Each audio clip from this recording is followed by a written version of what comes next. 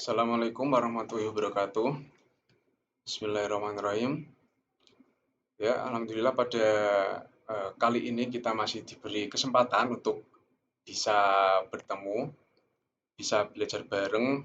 Ya, walaupun kita belajar melalui media daring, melalui online, tapi tidak apa-apa karena seperti kita tahu bahwa eh, perkembangan Omikron ini masih tidak menentu ya, dan untuk di Kendal sendiri masih lumayan tinggi. Ya, yang terpenting adalah semoga kita semua ya, adik-adik semua bisa sehat ya, sehat jasmani rohani, bisa belajar ya, bisa belajar lagi secara bersama-sama. Kemudian bisa offline lagi tentunya. Ya, langsung saja kemarin kita untuk pelajaran fikih kita sampai di kaidah amar ya. Kemarin kita belajar bersama-sama ya, belajar tentang linadubi, irsyad, kemudian ibah, tahdid, tazkir, dan nanti kita belajar takjis. Ya, seperti yang sudah kita pelajari bersama ya untuk kaidah amar. Nah, untuk kaidah pertama yang dalilnya berbunyi al aslu fil amri lil wujubi. Ya, pada dasarnya setiap amar itu menunjukkan wajib ya, seperti kita pelajari bersama. Dan amar ini yang awal mulanya wajib bisa menjadi tidak wajib karena adanya sebab dan korinah. Korinah petunjuk ataupun pendamping ya, yang bisa merubah amar yang aslinya wajib menjadi banyak makna, banyak arti ya nanti. Itu untuk kaidah amar yang pertama. Nah, selanjutnya kaidah-kaidah amar ya. Amar tadi bisa menjadi banyak makna, banyak arti ketika terdapat sebab dan korinah, korinah atau petunjuk. Nah, seperti yang sudah kita bahas bersama, yang pertama ada linadbi ya, atau sunnah yang terdapat pada Quran Surat An-Nur ayat 33, yang dimana untuk perintah di sini itu tidak lagi menjadi wajib, akan tetapi lebih mengarah ke sunnah. Ketika dikerjakan akan mendapatkan pahala, dan ketika tidak dikerjakan perintah dari Allah ini, maka tidak apa-apa, tidak melakukan dosa dan tidak mendapatkan pahala. Kemudian ada lil irsyad atau petunjuk seperti Quran surat Al-Baqarah 282 ya, di mana perintah pada surat ini itu untuk memberi arahan, memberi petunjuk pada manusia dalam hal bermuamalah. Kalau misalkan di contoh surat Al-Baqarah ayat 282 ini untuk eh, menuliskan menulis menuliskan ketika bermuamalah tidak secara tunai atau berhutang. Nah, kita diberi petunjuk nih, diberi petunjuk Allah SWT untuk menuliskan ketika kita berhutang. Nah, maka dari itu untuk irsyad ini itu lebih ke arah kemaslahatan dunia atau manfaatan dunia. Nah, untuk yang linadbi atau sunnah tadi itu lebih mengarah ke pahala akhirat, seperti itu. Nah, selanjutnya ada ibahah ya, yang sudah kita pelajari bersama, atau kebolehan yang terdapat dalam firman Allah Quran surat Al-Baqarah ayat 187 ya, yang dimana perintah di sini itu tidak semata-mata kita diwajibkan untuk berbuat, tidak semata-mata kita terus ketika diperintahkan kita harus melakukan wajib, tidak, akan tetapi dalam firman Allah Quran surat Al-Baqarah 187 ini, di mana perintah itu lebih berbentuk kepada mubah Perintah itu boleh dikerjakan, kemudian perintah itu juga boleh tidak dikerjakan, tidak apa-apa. Selanjutnya ada litahdid atau mengancam. Nah, yang terdapat pada surat Fusilat ayat 40 yang berbunyi ikmalu masyitum. Perbuatlah apa yang kamu kehendaki. Seperti yang kemarin kita sudah bahas bersama bahwa ikmalu masyitum, perbuatlah apa yang kamu kehendaki. Itu tidak semata-mata terus kita berbuat seenak kita. Tidak semata-mata terus wah Allah memerintahkan untuk berbuat seenaknya nih. Berarti bebas dong kita. Enggak gitu. Ya, akan tetapi ini lebih ke arah mengancam. Tidak terus semata-mata diartikan eh, diperintahkan untuk berbuat semaunya terus dilakukan, itu bukan, ya, tapi lebih mengancam atau sindiran lah untuk eh, orang-orang orang-orang kafir lah, karena untuk Quran surat Fussilat ayat 40 ini itu ditujukan untuk orang-orang kafir, orang-orang musyrik, bukan untuk orang-orang yang beriman. Selanjutnya ada litashkir atau menghina. Nah, ini juga terdapat dalam Quran surat Al-Baqarah ayat 65 di mana berbunyi kunu kirodatan khosyiin. Ya. Jadilah kamu kera yang hina.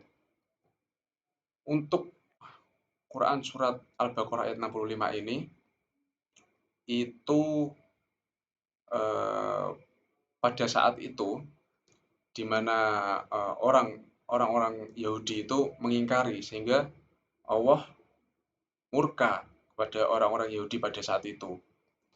Untuk orang Yahudi itu kan ibadahnya sendiri di hari Sabtu atau Yaum Sabat. Nah, ketika di hari hari ibadah itu, hari ibadah orang-orang Yahudi di Yaum Sabat, itu semua kegiatan, semua pekerjaan itu harus dihentikan. Tidak boleh ada satupun yang melakukan pekerjaan selain beribadah pada hari Sabtu. Akan tetapi pada saat itu ada beberapa orang Yahudi yang ingkar. Mereka tidak beribadah akan tetapi malah melakukan pekerjaan lainnya seperti mancing, kemudian ada berdagang, sehingga Allah murka. Ya, turunlah ayat ini, kunu kirodatan hausiin. Jadilah kamu kera yang hina. Jadilah, ini kan perintah amar ya. Jadilah kamu kera yang hina. Ini tidak semata-mata terus Allah menyuruh kita menjadi kera yang hina. Tidak. Ya. Akan tetapi ini adalah sebuah bentuk penghinaan. Bahkan sangat hina. Dihinakan oleh Allah. Sudah disamakan. Ya. Kunu kirodatan. Sudah disamakan dengan kera. Khosiin yang hina. Jadi sudah hina masih ditambahi yang hina. Jadi terkhusus gitu, khususan. Jadi perintah di sini untuk litaskir itu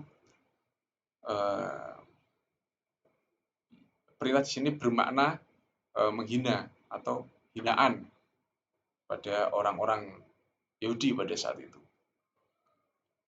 Selanjutnya ada ta'jiz atau kelemahan bicara. Ini terdapat pada Quran surat Al-Baqarah ayat 23, ini nanti akan kita bahas. Kemudian oh ya, tambahan ya. Kita ada tasbiyah atau penyamaan yang seperti dalam firman Allah Quran surat At-Tur ayat 16. Oke. Nah, ini untuk takjiz atau li takjiz, melemahkan, seperti firman Allah pada surat Al-Baqarah ayat 24, Fa'tu bisuratim min mislih. Buatlah satu surat saja semisal dengan Al-Qur'an itu. Nah, untuk ayat ini diturunkan karena pada saat itu ya, orang-orang kafir ini menganggap ya, beranggapan bahwa Al-Qur'an itu adalah karangan Nabi Muhammad. Karangan. Berarti kan mereka menganggap bahwa Al-Quran itu sebuah bentuk karangan ya, atau mengarang dari sosok baginda Nabi Muhammad SAW. Sehingga eh, turunlah ayat ini, ditantang Allah. Allah menantang orang-orang kafir pada saat itu. Dan tantangan di sini berbentuk melemahkan. Mereka ditantang untuk coba buat surat semisal saja, semisal yang dengan Al-Quran, yang sama dengan Al-Quran, ditantang oleh Allah SWT. Karena ya mustahil bahwa Quran, ya kalamullah yang indah ini tuh dibuat oleh manusia. Susah. Nah, pada saat itu juga ya, zaman dulu, zaman Nabi itu banyak juga itu syair, penyair-penyair handal, penyair-penyair yang top pada saat itu. Seperti mungkin teman-teman sudah pernah dengar Musailamah Akazab. Musailamah Akazab ya, nabi palsu. Dia itu juga selain nabi palsu, juga merupakan penyair yang handal. Dan Musailamah Al-Kadzab ini juga pernah mencoba membuat syair-syair, ya, membuat tandingan Al-Quran.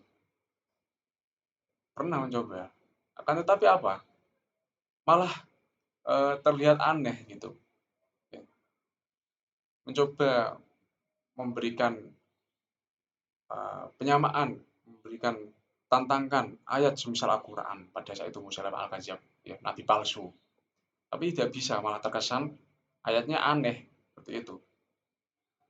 Nah, itu untuk litakjis, melemahkan. Tantangan di sini eh, bermakna melemahkan, ya, melemahkan orang-orang pada saat saat itu yang terkesan sombong, terkesan eh, bisa membuat, kemudian menuduh Nabi bahwa beliau baginda Nabi SAW membuat Al-Quran, mengarang Al-Quran, maka ditantang. Nah, alhasil apa? Sampai saat ini kan Al-Quran masih murni, tidak ada orang yang berhasil membuat ayat-ayat, membuat syair-syair yang sama dengan Al-Quran. Kan tidak ada. Itu untuk litakjis, melemahkan. Selanjutnya kita ke taswiyah atau penyamaan. Seperti dalam firman Allah surat At-Tur ayat 16. Islauha fasbiru aula tasbiru. Sawaun alaikum innama tujzauna ma kuntum ta'malun. Masuklah ke dalamnya atau rasakanlah panas apinya. Baik kamu bersabar atau tidak, sama saja bagimu. Sungguhnya kamu hanya diberi balasan atas apa yang telah kamu kerjakan. Nah, untuk taswiyah atau penyamaannya, atau sama antara dikerjakan atau tidak, ya sama saja. Seperti kita pahami ya dalam surat ini, dalam surat At-Tur ayat 16, bahwa kan masuklah ke dalamnya, masuklah ke dalamnya. Baik mau itu kamu bersabar, mau itu kamu tidak, ya, sama saja, sama-sama merasakan panas kan. Kalau kita misalkan nih, ini semoga saja tidak ya. Misalkan orang itu kalau misalkan di dalam neraka, mau dia apa namanya, mau menjerit-jerit minta tolong, mau dia mencoba tenang, kemudian mencoba mensugesti dirinya dingin, dingin, dingin, ya tidak bisa seperti itu. Ya tetap akan merasakan panas. Mau dia meronta-ronta seperti apapun ya sama saja kan gitu. Sama saja merasakan panas. Ini adalah balasan balasan bagi mereka yang berbuat keburukan semasa di dunia. Balasan tentang apa yang sudah dikerjakan selama di dunia. Itu untuk taswiyah, ya, penyamaan. Eh, Perintah di sini itu eh, berarti lebih bermakna ke penyamaan, bukan terus Allah memerintahkan kita untuk masuk ke dalam api neraka, itu bukan. Tapi lebih ke arah ke penyamaan untuk taswiyah. Mungkin itu untuk kaidah amar ya yang sudah kita bahas tadi, dari linadbi, kemudian lil irsyad, kemudian ada ibahah, litahdid, litashkir, kemudian ada litakjiz, yang terakhir ada taswiyah atau litaswiyah. Bisa berarti penyamaan atau eh, sama antara dikerjakan atau tidak. Itu untuk kaidah amar. Mungkin sementara yang kita bahas sampai sini dulu ya. Pelan-pelan saja, yang penting teman-teman semuanya paham ya.